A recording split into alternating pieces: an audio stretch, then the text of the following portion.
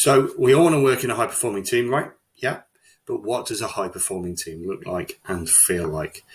Generally, we have several noticeable characteristics that would determine a high performing team. I've identified 6 of the main ones and developed the Propel program that is going to help your team become a high performing team. So to start with, the first thing is that they have clear goals and they're tied closely to team and organizational priorities. They have a vision, a mission, and they can then determine their purpose. High-performing teams are aligned in their focus, purpose, and priorities. They set team and individual goals that support this so that their work drives achievement. Goals are not only aligned, but they are clearly defined by leadership and management so that everyone knows exactly what they need to do and how to get there. The goals we set the tone for everyone, and that means that everyone knows exactly what they need to do and how to get there. They set those goals so that they can set the tone for the organizational strategy. Organizational goals communicate what's important, and it allows employees to be able to plan and execute their work based on those benchmarks. Organizational goals take the company's overall strategy and break it down into manageable chunks, providing various different checkpoints along this journey so that we can reach that overall strategic mark. By doing this, employees get a sense of how their contributions are building towards their team and their organizational goals. It's easy for an employee to feel lost and become disengaged when they don't get a sense of how their contributions are building toward meeting those goals. It's easy to lose employees, to lose their motivation, to lose their engagement. But it's easily achievable by making sure that everyone has goals that are aligned with those of the company. They see the impact of their actions, therefore. It gives everyone a role to play. We'll look at roles and responsibilities a little bit later on. But it promotes accountability while providing natural points for recognition and celebration of good work. And it's absolutely vital that we do that as well along our journey. Priorities are clarified. Employees have many tasks on their agenda each day, and they're trusted, therefore, to choose which should be accomplished first to propel their trusted organizational responsibilities and help the team and the organization move forward. When they understand how each task affects the team and the organizational goals, it's easier for them to choose the job that needs their attention first. With aligned goals, it connects employees and teams. Alignment connects employees and teams to the organization, the vision, the mission, the purpose, and helps everyone get on the same page. Employees become disengaged when they feel like they're a one-man crew. But when everyone understands how their work is contributing to the organization's main goals, it bonds the team together. They form, and if we think back to Tuckman, we start to build up and develop those stages of team development. And everyone works together towards those common goals. Using the video at the start of the presentation, all those guys, all those jets have all got the same common goal. Okay. And they've all know their individual roles to play and their responsibilities within it. So our Propel program, the first stage, this is what we do. Okay. We meet, we discuss your organizational goals, what your visions are, what your mission is, what you want to achieve, what you want to accomplish. And then our sessions will help paint that picture and help create those common goals, visions, and missions. Second thing high performance teams have is defined roles and responsibilities. Okay. Conflict can quickly derail an otherwise talented and productive team. High-performing teams minimize unnecessary conflict by defining each person's role and responsibilities clearly. This prevents confusion over project ownership. It keeps the workflow flowing and deadlines are organized and ensures accountability across the board. We've touched on Belbin and the different team roles that Belbin suggested. And he suggested that by understanding your role within a particular team, you can develop your strengths and manage your weaknesses as a team member, and so improve how you contribute to the team. Every single one of those jets in the video knows how they contribute to the overall display. Teams can become unbalanced if all team members have similar styles of behaviour or team roles, and Belbin actually described this as the Apollo syndrome, and he did an experiment with a load of scientists.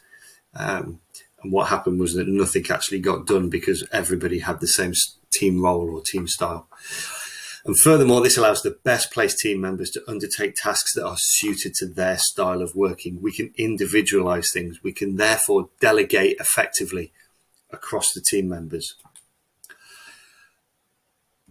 This forms the second phase of our Propel program, where we examine your team roles through Belbin style questionnaires. And we ask of the team members, so what's yours? Where do you fit in? And we help people organise their team structure and develop their team roles. The third thing high performance teams have is that they are open to trust and respecting each other. And this is really obvious when you go and work with a high performing team. The level of collaboration and teamwork required for high achievement, though, depends on trust and mutual respect. Trust is crucial in a high-performing team. Employees on high-performing teams value each other and trust each person to do their job. They respect diversity of thought and experience and recognize those differences, and recognize and use the growth mindset to show how it can help make them stronger. This type of culture helps everyone bring their A game to the party, bring their full selves to the job, put service before themselves. It allows them to also take risks and maybe look at other ways of doing stuff. It allows them to share ideas, and it allows them to innovate together. Very rarely there's just one way of doing something. In the armed forces, we often talked about trust, and it was crucial to perform high-performing teams. And high-performing teams really, really rely on it.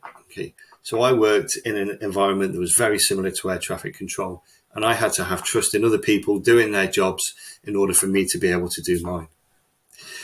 When it comes to trust, we can actually start to plot it on a graph in the form of a performance versus trust matrix. And so from a military perspective, let's just hide that out of the way.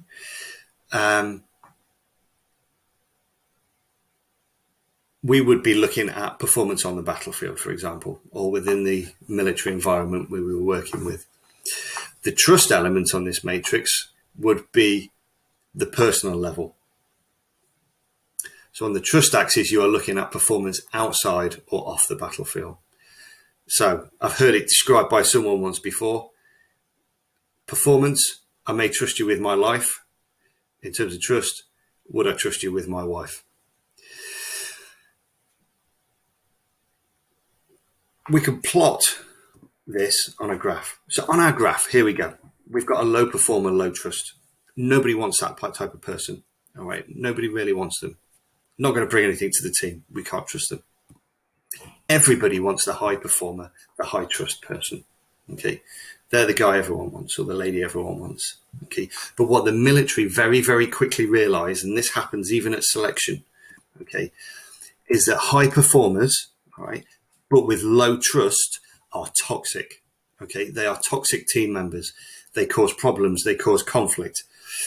All right. So you could have the best performer in the world, and however you're measuring it, whatever your metric is in terms of, I don't know, whether it's sales figures, annual turnover. All right. If you've got a particularly high performer, but with low trust, you're going to start to introduce toxicity into the team. The military would rather have this medium performer with high trust. We can train these people, we can teach them, we can mentor, we can coach. Right? So we've got it wrong in business, really. We've got loads of stuff to measure performance. And like I said, sales figures, turnover, financial stuff, referrals made, meetings held, whatever it might be, whatever fits to your organization. Right? But we've got very few ways of actually measuring the trust of our team.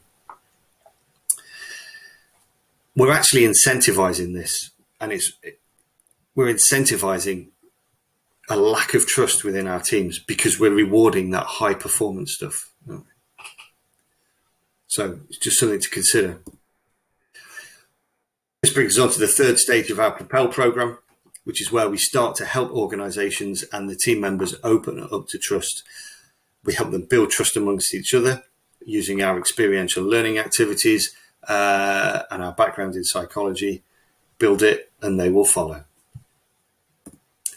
So the fourth stage or characteristic I've identified as high-performing teams is that they promote growth mindsets. Continuous learning. They're always looking for how they can improve. They recognize their successes and share those successes. They encourage and welcome feedback, and they're not afraid to take risks and try new things.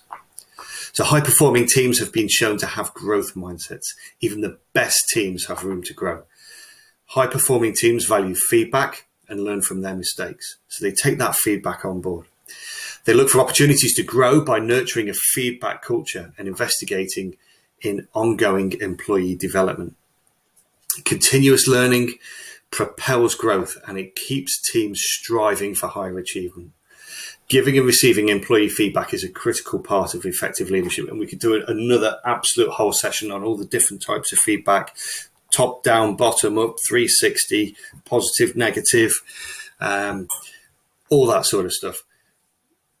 But what has been shown is that managers and leaders who provide frequent and continuous feedback influence their employees to be 5.2 times more likely to strongly agree that they receive meaningful feedback, 3.2 times more likely to strongly agree that they are motivated to do outstanding work, 2.7 times more likely to be engaged at work as well.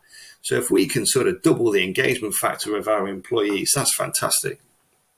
But employees aren't always getting the feedback they need, and it shouldn't wait until their annual review. Instead, we need to make sure that feedback must be built into our day-to-day team culture and into that growth mindset. Ask for it. Ask for some feedback. This is because employees want and they need feedback to grow. Research found that the most engaged employees actually prefer feedback to other learning and development opportunities. So providing feedback is built into our Propel program as well. So promoting growth mindsets and a can-do attitude is the fourth stage that we would work with you on that Propel program. The fifth element I've identified as a high-performing team is that they communicate effectively and honestly. There's so many different ways of communicating, and it's got different functions and it's got different effectiveness. But when communication breaks down, conflict arises and performance therefore suffers. High-performing teams set those clear expectations and those channels for communication so everyone knows when and where to communicate and who they need to contact, who they need to connect with. Back to the video at the beginning. What you can't hear on that video, there is instruction, there is communication, they are talking to each other. You hear it, you don't hear it on football matches either. That team are constantly talking to each other, shouting for the ball, calling for it. Okay, just like the Reds in the video, telling each other where they are. Okay. Conflict is normal, but high-performing teams know how to navigate it in an effective way or in a healthy way because they can communicate with each other effectively. It's not personal, all right? It's not a dig, all right? Just speak to each other and be nice about it.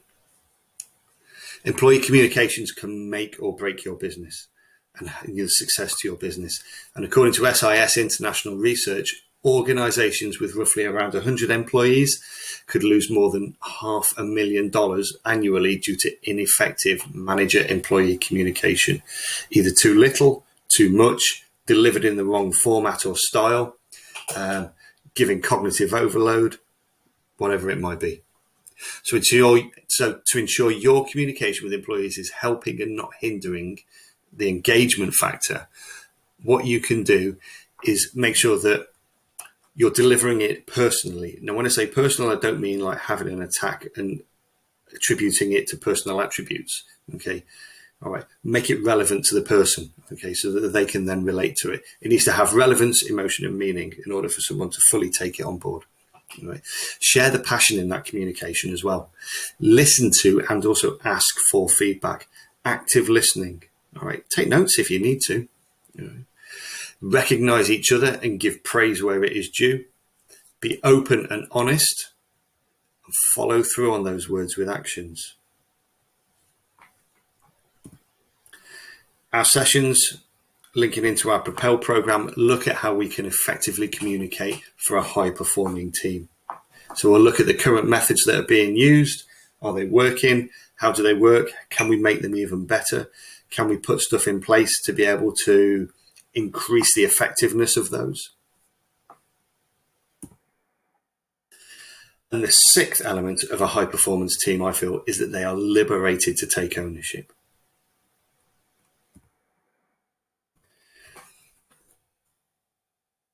They aren't attached to the apron strings anymore. They're not reliant so much on the leaders or managers for that autocratic style leadership. They're not constantly waiting for instructions. They've developed that growth mindset and they're able to make some decisions for themselves. So sure, it takes time to get there, all right, and requires all the components we've been discussing previously, but it is possible. And when it happens, it is truly a light bulb moment. High-performing teams focus on what matters most and manage their individual time accordingly because they're liberated to take ownership of their own roles, responsibilities, their own ways of feeding back to each other.